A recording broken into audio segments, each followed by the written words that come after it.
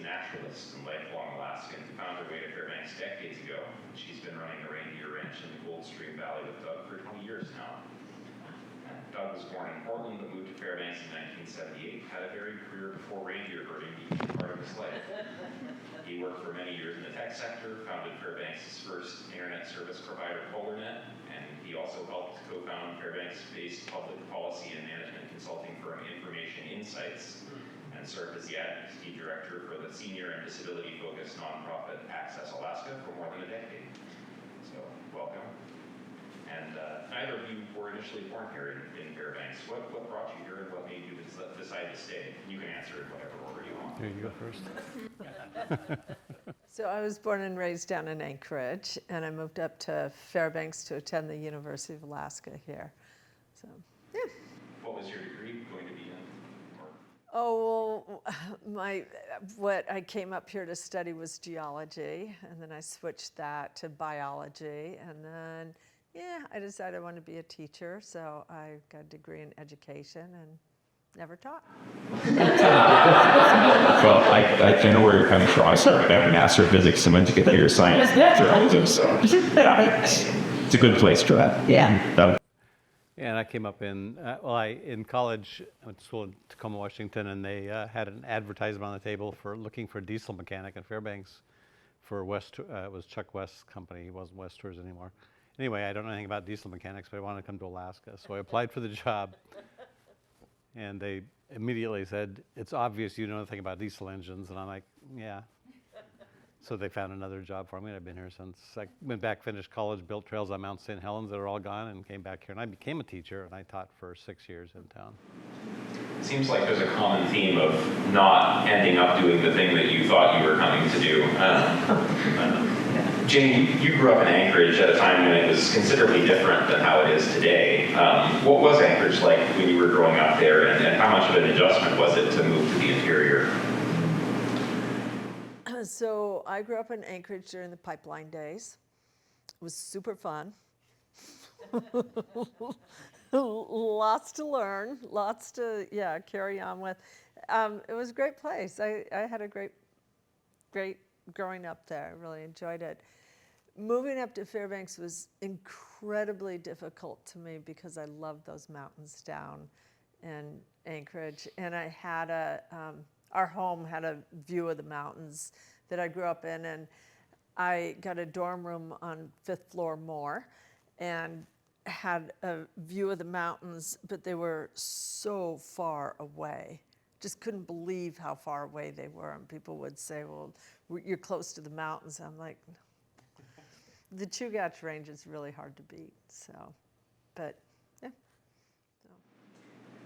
And Doug, what was moving to Fairbanks like for you? How did that? Well, I left Portland because of the weather that's happening outside right now. I preferred 40 below to gray all the time, so that it's things, you move someplace and adapt pretty quickly. It's not like there's a big change, but having to work normal hours, that was probably the biggest change. My first job, being a teacher, was the most responsible job I've ever had. So I was in my 20s and trying to be responsible. And it was really hard to be responsible here when the bars were open till 5 a.m. and the drinking age was 19. It was hard. But we managed. Did either of you know pretty much immediately that this was a place you wanted to stay, or was it did it take longer for that kind of decision to kind of get made for you? God, no. I really struggled living in Fairbanks for a long time. And I fell into a community here, though, that was just amazing community of people. And those core friends back then, we all got together. Most had already graduated from college, but some of us were still in college. And we were just young in our 20s, exploring the state and having a great time. And then we had children and, just all kind of grew up with each other. And the community, all the various different careers I've had too.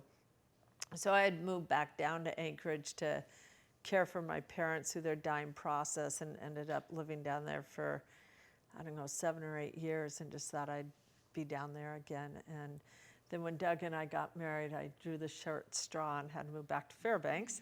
And this time around, it's been an entirely different experience. It really has, just creating more and more community here in this town. And I just, various different jobs I've had, just consistently working with the cream of the crop of Fairbanks. And it's just been a really, I just love Fairbanks now. I'm a huge cheerleader for Fairbanks. And yeah, I know it doesn't have those mountains, but it's got it.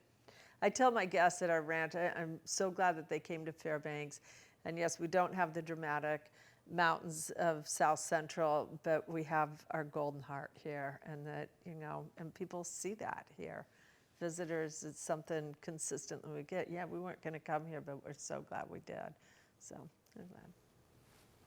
What was the question again? Were you immediately taken with Fairbanks? So Or did it take some time to grow on you? No,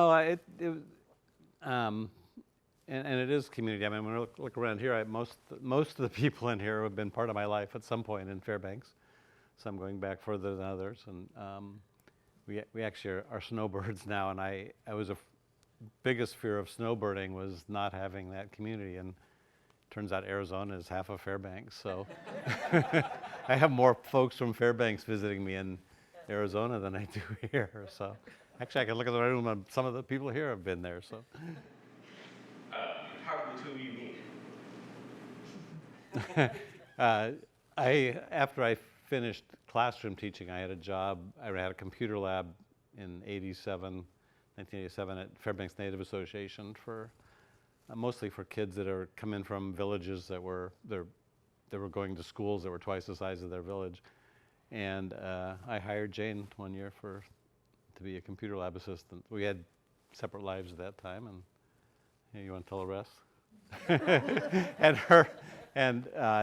So she went to Anchorage and to be with her parents, and her nephew had graduated in technology, and I was doing technology stuff. So she called and said, "Hey, you got a job for Orion?" And I didn't.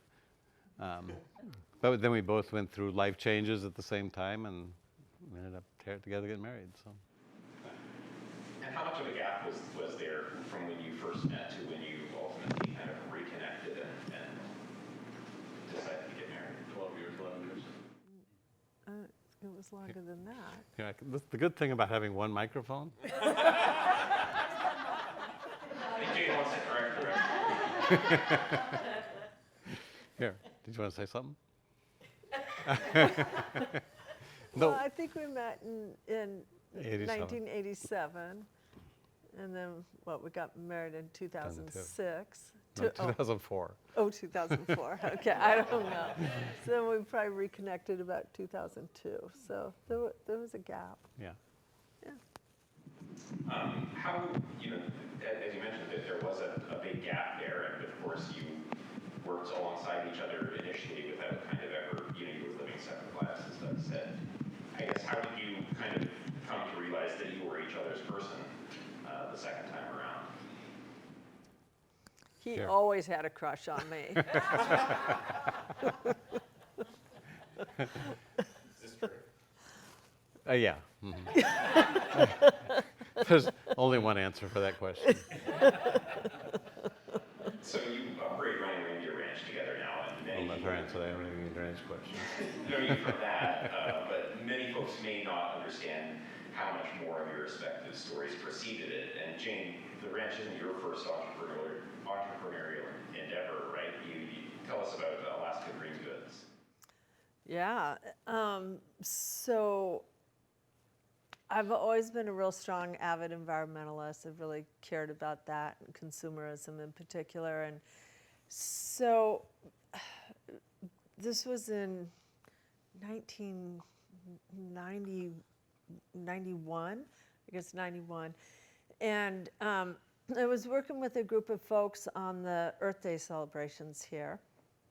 And there was one woman who was Molly Boots, for those of you who remember her. She was also selling compact fluorescent light bulbs and stuff. And so we started talking about the idea of selling other products that you couldn't get here. And there was a mail order, a couple of them, but the big one was Real Goods, and they had all this stuff, and you could only get through mail order. And it's like, well, maybe we should, open a store. And so we did, and our partnership kind of dissolved pretty quickly. Molly had some other things going on she wanted to do, and so I ran that until I had my baby. And my daughter, if you've ever met her, she's not the kind you take to work with you.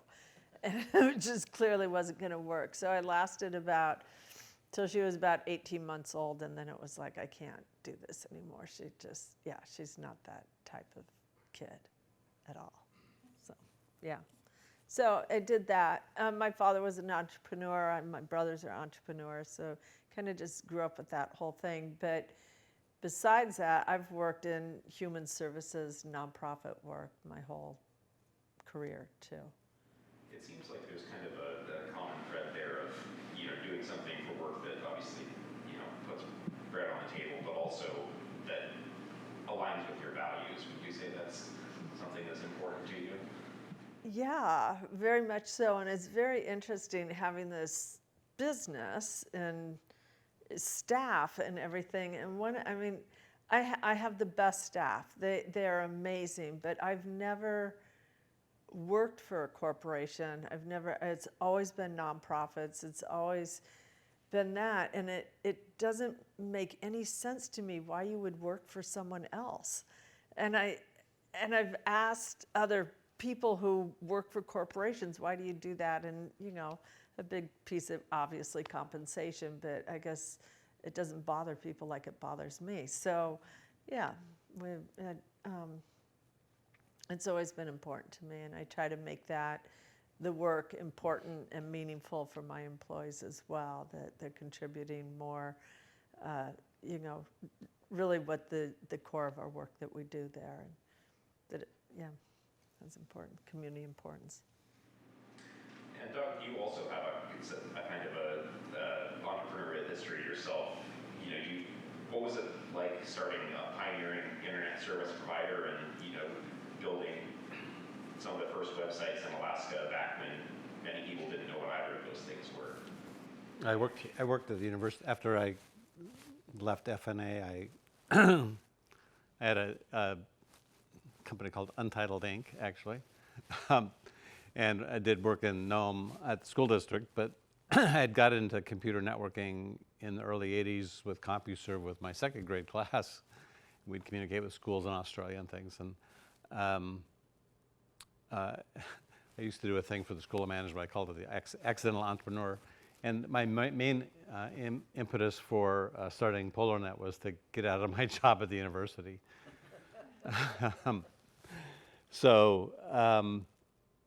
We both joke we're bad employees. And if you're a bad employee, you just got to do something. So you start your own business. So I had Polarnet, and then Information Insights, and then I was diagnosed with multiple sclerosis in 2000 and wanted to de-stress, so started another company with a friend that didn't have employees, didn't have to worry about that piece. And then nobody would insure me. That was for Affordable Care Act, so I had to get a real job. And then I worked for the hospital for a short period of time. Mike wasn't there then. And worked for an internet company out of Montana for a short period of time too, but eventually then got the job at Access Alaska doing advocacy, I was pretty independent, so it was okay. Good.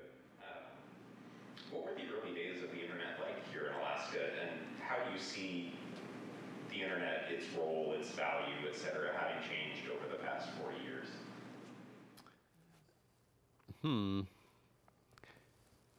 So, sometimes when I owned Polarnet, I would find out what things were. I'd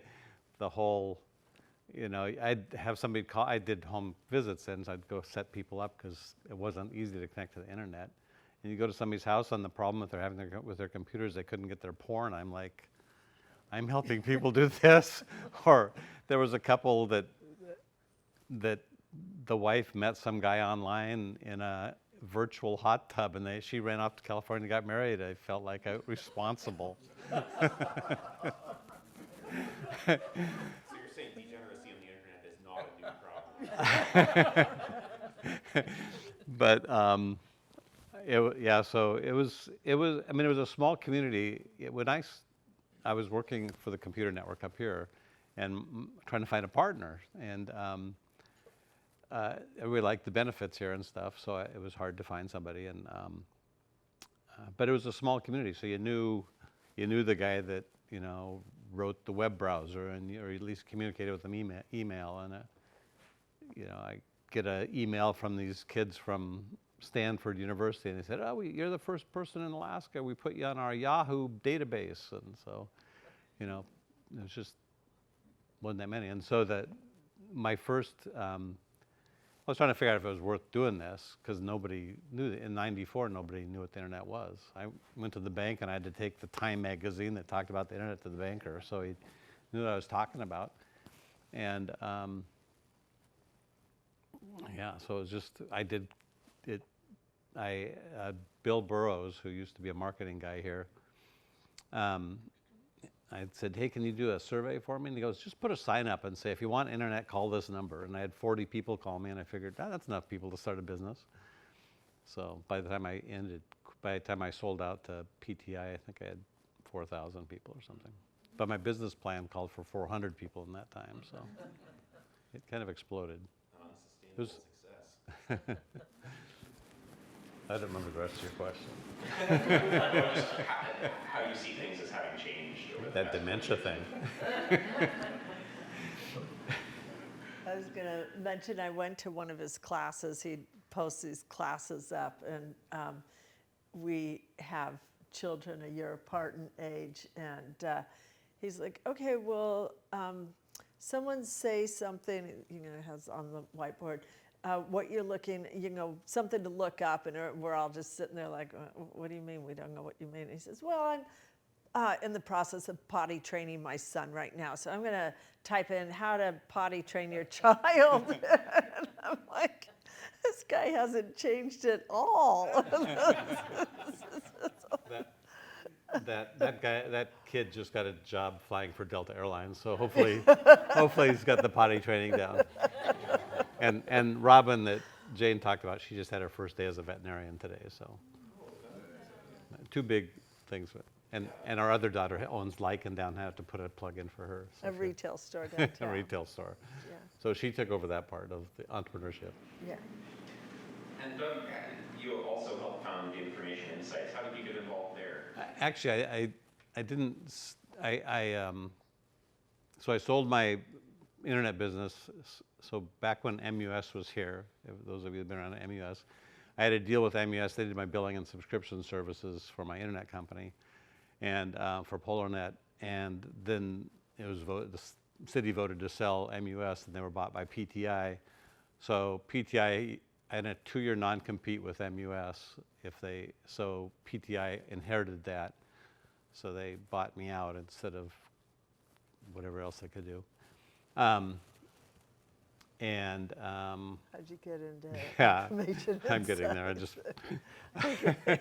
just so I worked for PTI, and then CenturyTel bought PTI, and they were miserable to work for. And I happened to be in Juneau. Brian and Ellen Ganley had just started Information Insights, so I didn't actually found it. I came in early. So How did you get connected with Brian and Ellen? Where did you know each other already? I knew Brian. I'd known Brian. Sherry and I taught in a computer camp in 1982 together, and then I knew Brian from the university mostly. And what made them want to, I guess, bring you on board? Was it your computer experience? My intelligence and my wisdom and and I had some money. It was they had a grant with I can't remember what it was. It was a state thing that would give money for projects, and they had a grant and had Don, you were working on that. They didn't fund it. There was that, oh, maybe mental health, I don't remember. It was too long ago. Don worked on that for us. That Information Insights did for a long time. We used to do for the mental health trust. Yeah, they did, but this was a technology project. It was a database to work with nonprofits, to help nonprofits. Yeah. So wanted a technology guy in there, so that's how it came in there. So you now operate Running Reindeer Ranch. But I understand it wasn't always intended to be a commercial venture. How did that happen?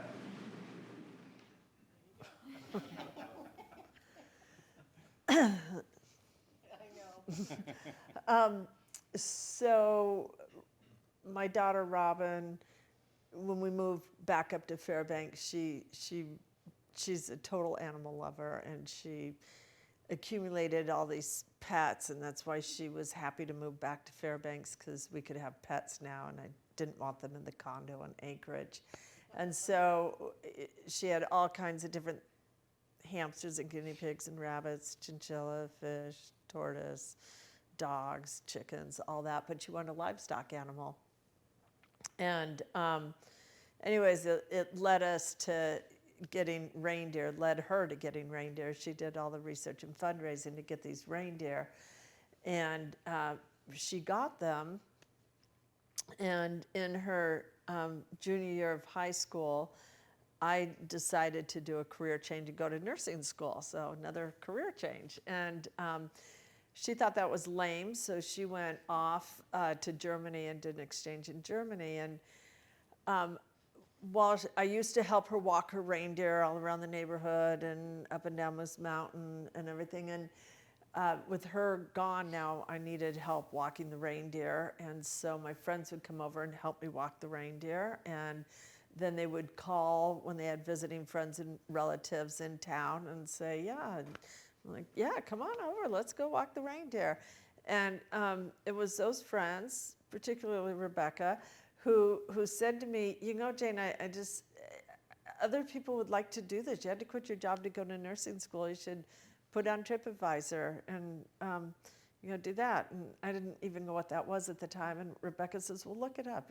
You'll figure it out. And I talked to Doug, and he's like, it sounds dumb, but whatever.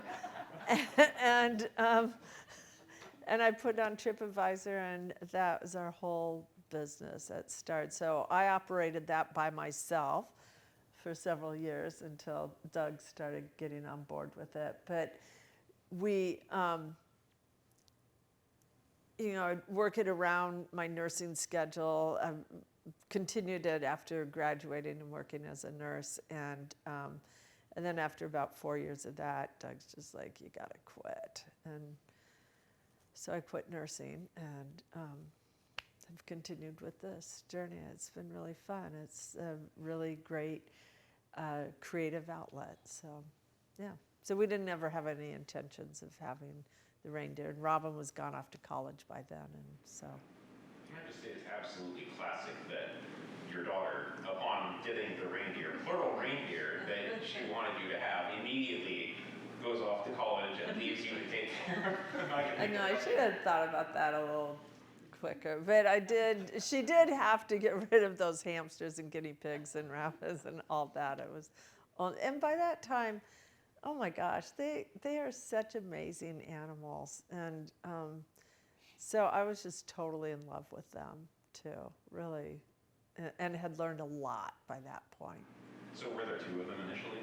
There were two initially. Yeah. How many do you have now? 16. They were all born there, though. I haven't bought any more. Yeah, so. That's probably healthy. Yeah. But I can now understand how those crazy cat ladies come to be. It seems like reindeer business is good these days. How has the business grown, and have you reached points along the way where you kind of strained your capacity?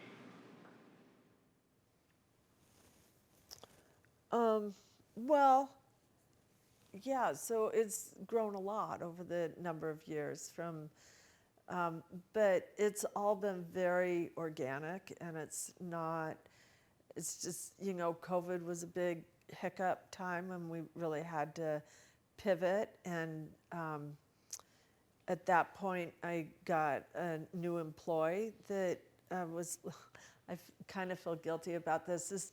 This guy had lost his job, and he was doing odd jobs for all the Goldstream elder women there. So Mary Shields and Mary Bishop and Shirley Liss and Judy Gottschalk and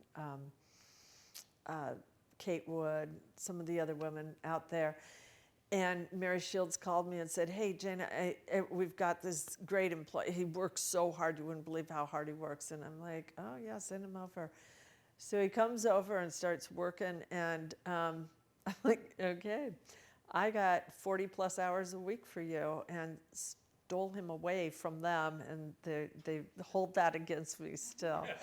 It was tough, but Tyrone is still with us, and he was my COVID godsend. He just helped me, help us really pivot the business in a new way, and really level it up. And I talked to my staff now. I said, I don't know, I used to just do this with the neighbor kid. I had a neighbor kid who I raised from middle school all the way through college until COVID happened. And him and I pretty much did the business with a few other folks here and there. But I feel really fortunate that that's happened, and we have an incredible staff, and yeah, lucky. That's great. Yeah. Doug, were you initially a reluctant participant in the race? Yeah. I was a technology guy. You had to have some sort of exit strategy, which I figured was eat them. and you're looking for, in technology, you're looking for the home run, the sellout thing. And I was like, reindeer, again, eat them or sell them as meat. But and we had reindeer around our house for a couple of years. You should mention that they're lucky to be Yeah, born into they were lucky. Jane's a vegetarian. They were lucky to be born into a vegetarian household. So none of them have been eaten over the years. A good answer to a question I didn't know I had. What eventually won you over in terms of The bank account. the bank? No, it was no, it was fun. So for a while we both would just do tour. We both worked full time, and we do the tours after 6, I guess. In the summer times, we didn't do winter tours, and a group people would just come in our house and sit around our dining room table, because the groups were 2 to 4 people, and it was fun. And then Access Alaska, they had budget issues, and I lost my job, and this seemed like the good fit. And you mentioned how initially there weren't any winter tours, and I understand that's changed too. How has the tour business changed in the time that you've been operating the ranch, both for yourselves and just kind of? Yeah, it's just, if you had, don't have any tourism professionals here necessarily, but winters are the big time. So we put this on TripAdvisor, I don't know, maybe December or something, with this idea that it was going to be a summer thing, and maybe people would be looking there for their summer trip. And we got our first person in the middle of the winter, shortly after I put it on there. And I said, what are you doing in Fairbanks in February? And I said, I'm here to see the aurora. And I thought, that's like the dumbest thing I've ever heard of. Seriously. I said, have you ever seen the bioluminescent waters in Puerto Rico? That is impressive. And then I quickly learned, wow. That was the beginning of the industry here. And Deb Heacock, I think, really did an amazing job. She was with Explore Fairbanks, just really kind of enlightening the world about this whole thing. But I think growing up here, yes, it's amazing, but it is, but I wouldn't travel somewhere around the world to go see it. It's just in my backyard, right? So you don't always realize what you have in your backyard that's so special to everyone else. So another fabulous thing about Fairbanks. It's true. When I moved to Anchorage, I didn't realize how much I would miss the aurora, and it was one of my favorite things about coming back here, is how omnipresent it was without having to even get outside the city. What's your respective favorite parts about operating the ranch? Nobody can fire me. Jane, differ? I've been trying to get fired yeah, by I'm her. trying to get him out the door too. He won't go. But you know, I think I've had I feel so lucky to work with the cream of the crop of everything. When I worked in human services, everybody in that industry was just so great and kind and wonderful. I coordinated the CASA program here in town, and you just aren't going to find a better group of volunteers. And I think it's true in this business too. You know, the people who are in the industry are great, and the visitors that come here. I mean, many of them, they've saved up their whole life to be here, and they're just so excited. And I mean, I am a major convert now to Fairbanks. I mean, I do love Fairbanks. I love the community here. I think it's a fabulous place to be. It just suits all my needs. So it's super fun for me to share that with people. And then, of course, to just sit around and talk about my reindeer all the time, right? It's like talking about your kids, but I have reindeer, so it doesn't, yeah. So, yeah, I like that.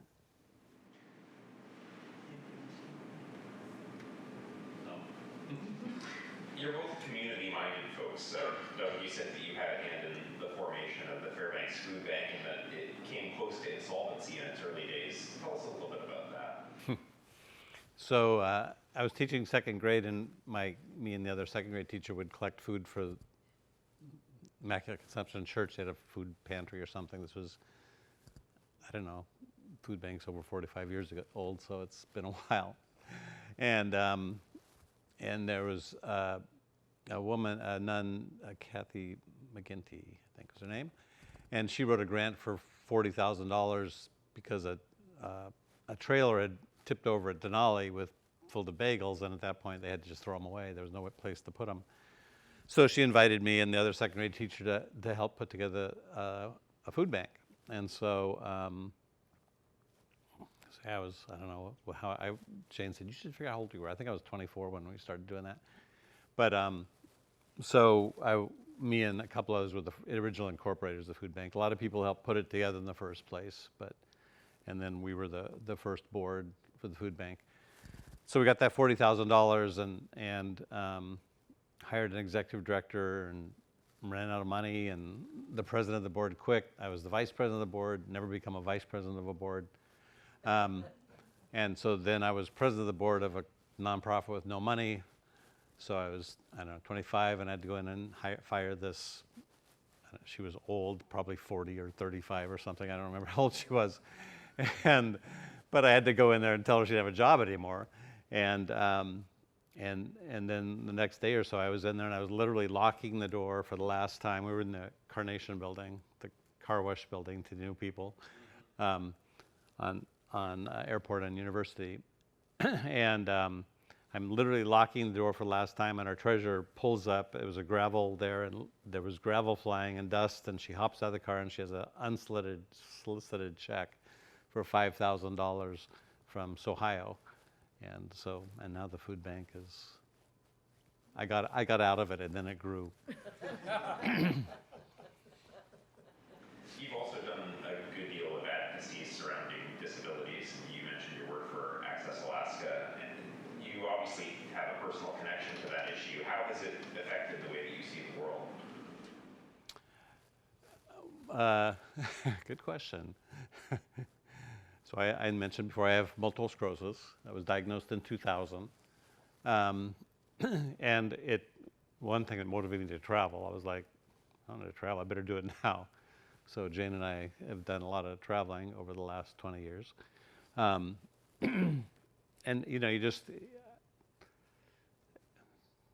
you've got a list of things you want to do, and the best quote to describe it is, there was a skier at Jackson Hole. He was a famous guy, I don't remember who he was, and there was a documentary about him. And after he quit professionally skiing, he became a photographer, and he fell out of a helicopter and broke his back.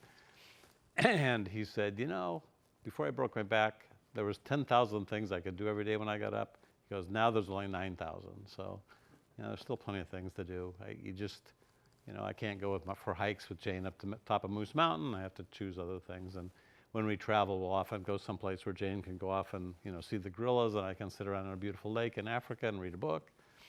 So we just changes, you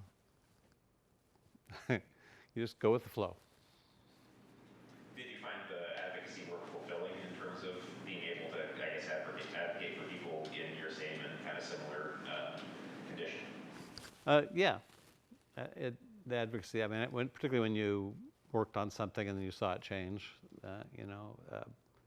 when Brian Rogers was chancellor here, there was a disability committee here, and there were some major changes that they made that helped a lot of people, or helped some folks get to classes on time and things, and I don't know if those things are still implemented here, but Anchorage Airport, I made, worked on some stuff there that made some big changes, and you hear about people that they helped, and it's fulfilling.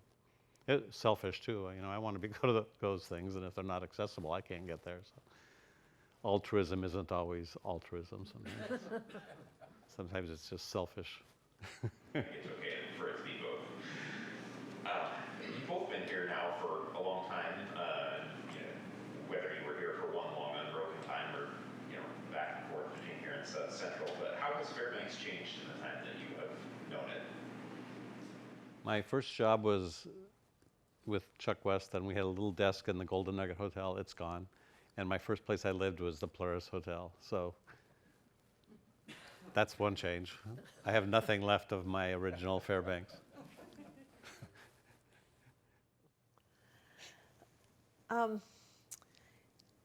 When I moved to Fairbanks in 1981, Fairbanks is a huge university town. I mean, and I was part of that, so I was part of that community.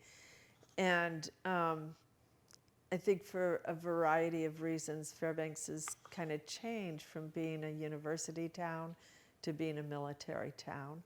And I think that that's changed quite a bit of character of Fairbanks here, one way or another. So it's a little different, but I still think that the core of folks here in Fairbanks are just really, really great people. And Fairbanks is also, for the military, it's like the most requested place to come to. So, and I find with the military, they either love it here or they hate it here, and it all depends upon who taught them how to dress for Fairbanks. Because there's groups that they're taught to just suck it up and deal with it, and other groups that are taught to be prepared. And it really is, I talk to these people coming through, and it really just depends upon who taught them what. But it's great to have so many people through here that love Fairbanks too. Yeah.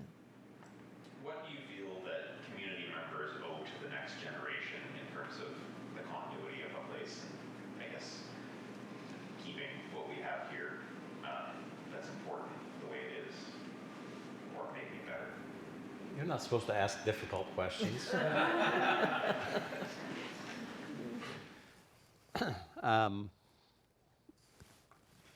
I think it doesn't seem to be as popular in Washington D.C. anymore. But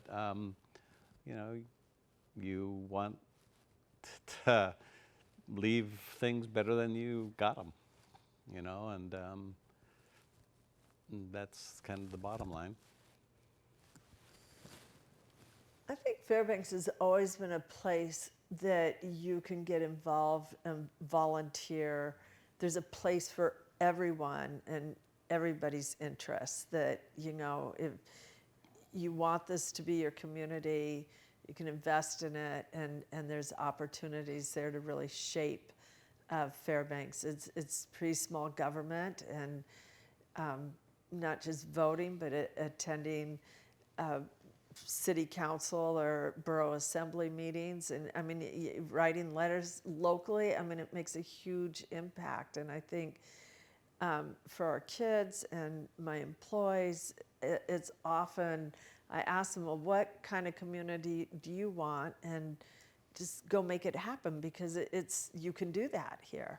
You know, it's a community that you can really shape, and it's those people who are willing to get out there and shape it, that's the community it'll become. So, yeah. I guess part of the thing that attracted me to Fairbanks when I was young is that you could do things here that you couldn't, like in Portland, I never would have been able to start a food bank. They'd probably been that one for 10 years. And, you know, Bob Ritchie here, who I was going to kick out of here when I was, but he hasn't thrown a tomato yet, so we're okay. You know, and when I was a teacher in the summer, we'd go for Fish and Wildlife Service and band birds and float rivers and climb cliffs, and I would never had that opportunity anyplace else. So that it was, as a young person, it was a place of opportunity. If you could go back in time and give yourself advice when you first came to Fairbanks, both of you, what would you have told yourself? Buy better gloves.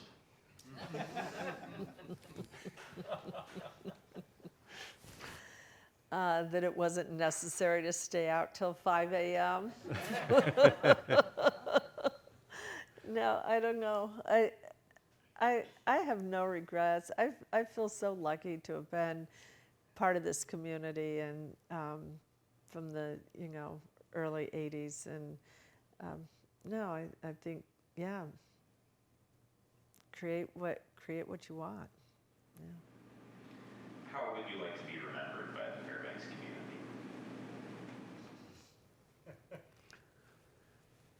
You can. Nobody needs to remember me. I really, seriously, I just. So what do you want? I don't know. I can just go away. Yeah, I don't know, that I was a kind person that loved the community. Yeah. Yeah, I agree. I mean, I think part of my goals when I do things is to be invisible, you know, not, and so I don't have any, you know, I'm a compostist, you know. I believe that when you go, you just become part of the earth again, and you recycle your atoms. Sounds good. Those are all the questions I have. Does anybody in the audience have a question they'd like to ask? You might have to give up that mic to let them ask the question, if anybody does. I'm not getting up to hand it to you, though. And I'll just say a simple question. Are there reindeer ranches anywhere else? Is it really you not invented it, but rather it came to you and it grew? Have you ended up emulating anybody, or is it just that you're naturally doing a good job? No, so there was not anyone who took their reindeer out for walks, and in the lower 48, the regulations are so tight that I don't think there's anywhere down there that you can even do it. But since we've started, there's been a few folks here in Fairbanks and around the state that have done something like that. But I think what really sets us apart is our story on how we were created and all of that. We're, as far as I know, the only people who do tours with reindeer who did not buy their reindeer to start a tourism business with them. And so that's a little different than anyone else around in terms of the serendipitous way that just all came about for us. But the community has grown. When we got our reindeer, the Weltons had reindeer, if anybody remember them. After their moose encounter episode time, if anybody remembers that.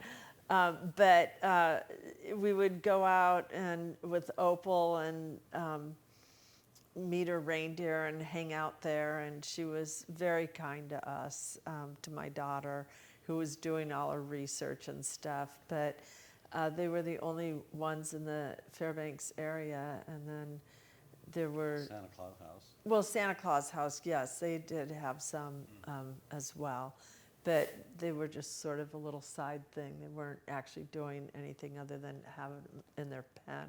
And since then, they've started doing something too. So we got our reindeer from the Williams Reindeer Farm down in Palmer, and they've had little, like a petting zoo kind of experience there. But really, really kind. And I mean, again, when we talk about Fairbanks and the university was so good to us, and the people down, the Williams down in Palmer, they were so good to us, and the community, ABR was so good to us when they, the first week we got them, they, there was a tree that fell on the fence and crushed the fence, and they hopped out heading back to Palmer, and we spent 4 days here in town tracking them down, and finally caught up to them at the McDonald's that they were building off of Geist Road there, or not Geist Road, I'm sorry, the Johansson. And they were just building that 19 years ago, and there wasn't another single building built on that whole side of the road. So there's a change, definitely, that's happened.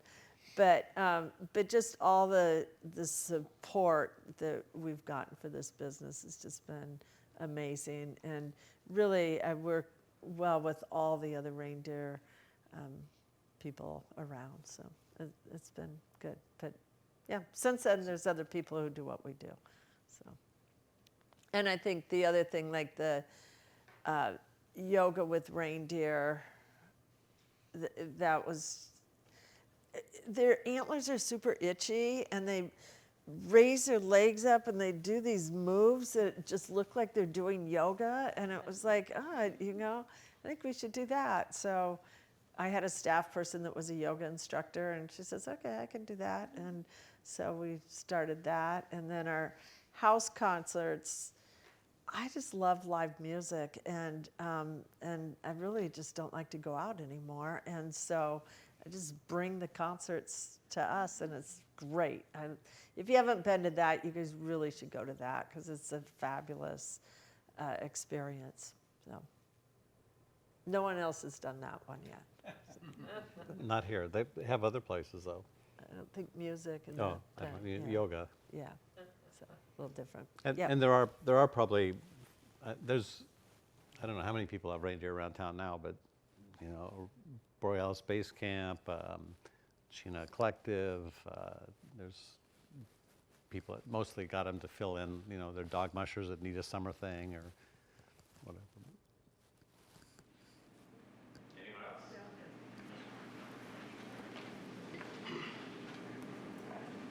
Hello.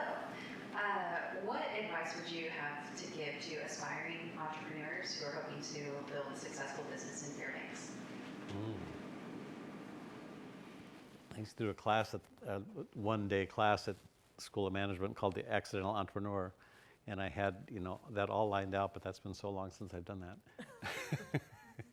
One of them was, in a community like this, was networking. I mean, when I started my internet business, I don't do this now, but I was all over the place. You know, I just made sure my company name was everywhere. Actually, if you go in the fair, if you go to the fair, look up in the Borealis building, and there's a Polarnet sticker stuck on the ceiling. I called that, what did I call that? I called that vandalism marketing or whatever. You give kids stickers and they'd stick them on things that they weren't supposed to stick them on. And I'd always tell people to, which is something I don't do now, but get in with a banker and know them, you know, if you need that. And find something you love. That's probably the first thing. You know, you don't want to start out hating it. Here. Yeah, I'd say follow your passion, follow your heart, and get a good mentor. I feel really fortunate. Carol Bryce is one of my mentors, and Mary Shields, and I felt really fortunate to have those two women really sort things out, and yeah, so find mentors that you respect. And go slow, don't overextend. Any bids?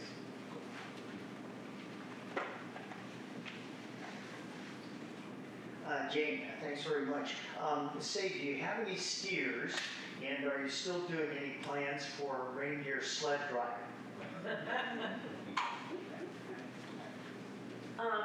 So I have in the past trained some reindeer to pull sleds, and the goal there was because I wanted to go out and take Doug out and have a picnic. My birthday's in March, mid-March, which is my favorite time of year, and I wanted to go out and have a picnic out in the woods and have Doug come. So that meant I had to get my reindeer to pull a sled to pull him out there so that we could do that. So we did that, and it was really fun. And then I'm like, okay, done with that. I just, reindeer, they're trained as to pull sleds, and certainly can do that. And they've done that here in Alaska, and they've done that all over the world, the circumpolar north. But for me, then you start working them as beasts of burden, and that's just not my thing. And I like it that they just go out for walks and they just do what they feel like doing. And our reindeer are tame, but they're not trained, and they just kind of do their reindeer things, and people enjoy that. So I don't really have, and that was the same when I went to Mongolia, where they ride their reindeer. And my daughter and I went there when she graduated from college, and I had made these arrangements to go visit the Duka, the reindeer herding people of Mongolia, and I didn't want them to think I didn't know what I was doing, and they ride their reindeer, so I had to learn to ride my reindeer to go there. So I'm not a horse person, and so I did that, and then that was the end of that. I didn't need to ride the reindeer anymore. I do that, so yeah. So, and yeah.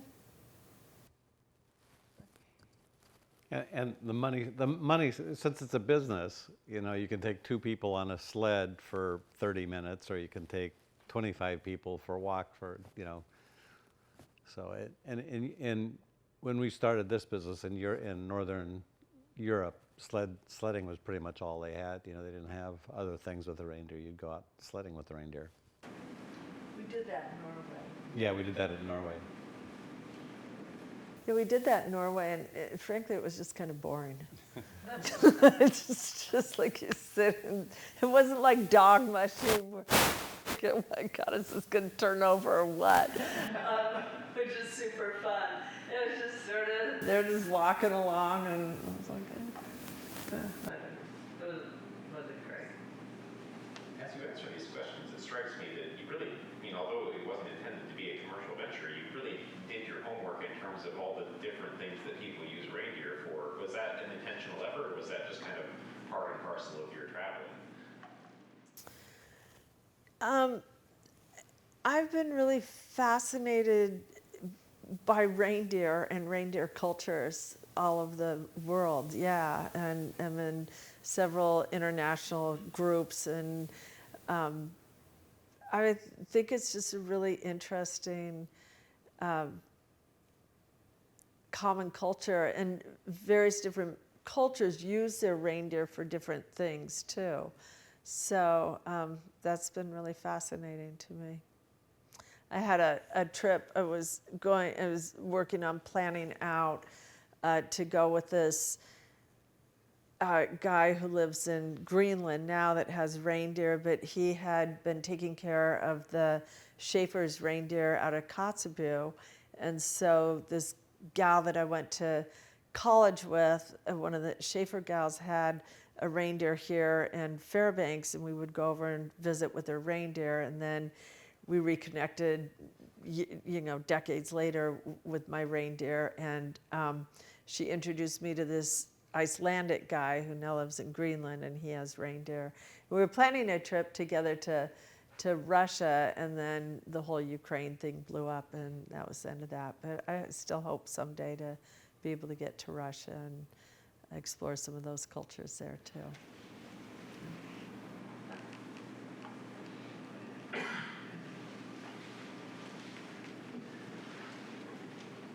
Well, my favorite time of year is in the spring when the babies come. And whenever we have friends or relatives visit, number one on our list is taking them to Running Reindeer Ranch. They follow you for years afterwards.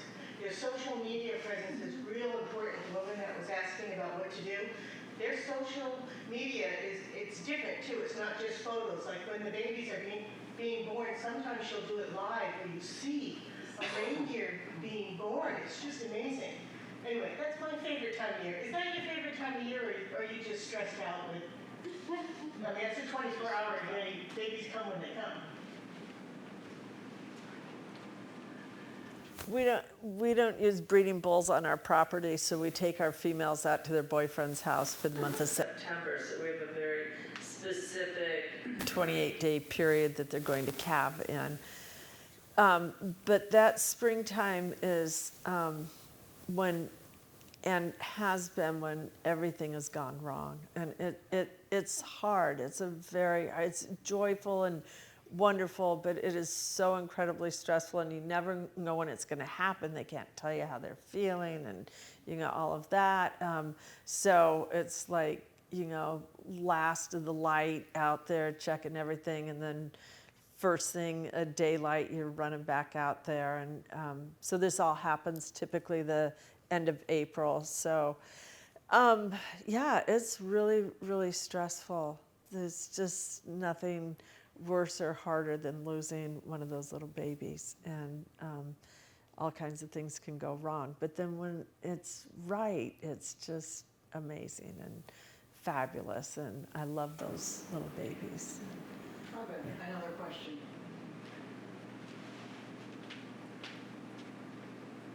So, do you work with a vet at all on any of this, or you just learned how to do it because you have the animals? Yeah, well, both. I would say that my hardest, the biggest frustration is getting adequate vet care. And I do have vets here in town that I work with, but they're not always available, and they're not, and so over the course of the years, I've learned to do a lot of stuff and a lot of preventative stuff myself, and you do the best you can. But the vets that I do have here, I so respect them and their willingness to come out and help and do what they can when they can. But yeah. Now we have one in the house. Yeah, so Robin, I don't know how long she'll be here in Fairbanks for, but she doesn't, her schooling didn't fully prepare her. She needs to get a mentor here for large animal vet work, and she's at Mount McKinley, and they have a great mentorship program for new vets coming out, but there really isn't anyone here readily available to mentor for large animal stuff. So all of us with livestock are frustrated by that too. But it also helps that I have a background in nursing, and really gross and disgusting stuff doesn't bother me. I've had lots of very disgusting things all over my body. So, yeah. I mean, from the reindeer.